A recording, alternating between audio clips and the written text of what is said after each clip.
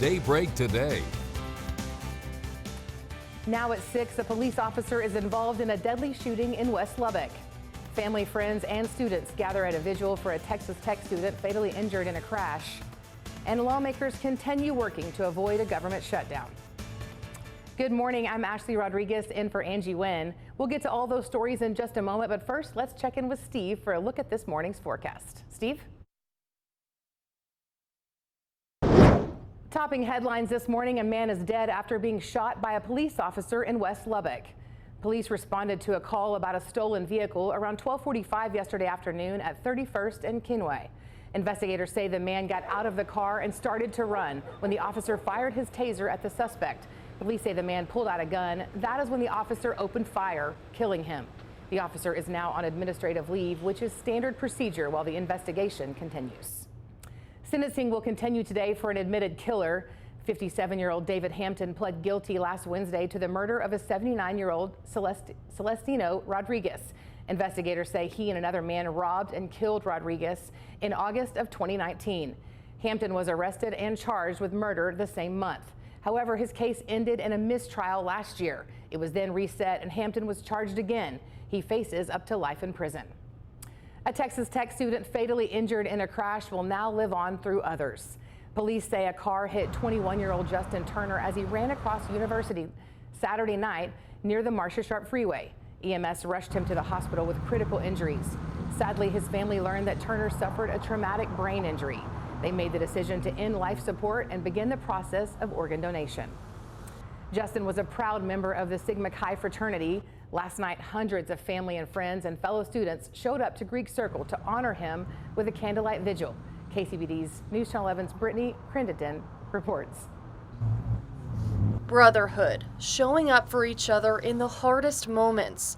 That's what the Sigma Chi fraternity is providing for Justin's family.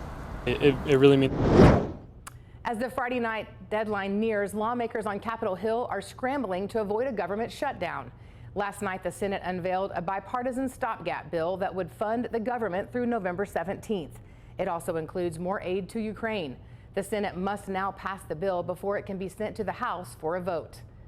A day after President Biden's historic trip to suburban Detroit, standing with United Auto Workers on the picket line, former President Trump will get his chance to talk with striking employees during a rally this evening. Jay Gray has been following the strike since it began and joins us now with the latest.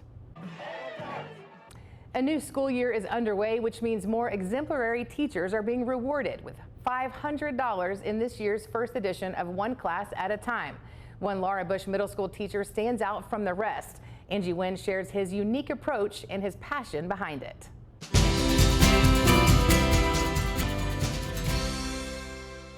You never know where kids are coming from each and every day. If a kid doesn't feel safe and secure, if they haven't slept, if they haven't eaten, they're not going to learn anything. And so my classroom is very much a place to be.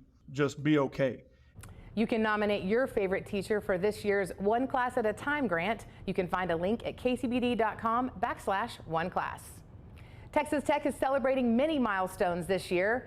In President Lawrence Shuvak's annual State of the University address yesterday, he highlighted the increased research funding and new investments for faculty. Shuvak also announced record enrollment of 40,944 at the university this year. Recruiting students is becoming increasingly competitive. Texas is blessed to have a lot of high school students, but everybody else knows that. And they're sending their recruiters here. And so we're going to have to be very strategic in how we maintain our enrollment in a way that ensures our financial health and stability. The four-year graduation rate also rose nearly 50%. The State Fair of Texas has a new safety policy in place this year. Every day, starting at 5 in the afternoon, all minors aged 17 and younger must be accompanied by a parent, guardian, or chaperone who's 21 or older. State Fair officials will be enforcing the policy at all entrances. Institutions or fairs that have implemented this type of policy have seen a reduction in disturbances, fights, where they've had to eject people from the park. Metal detectors have also been added at all entrances. The State Fair starts this Friday.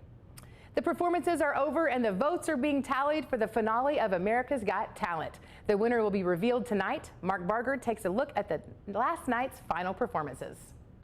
Hi,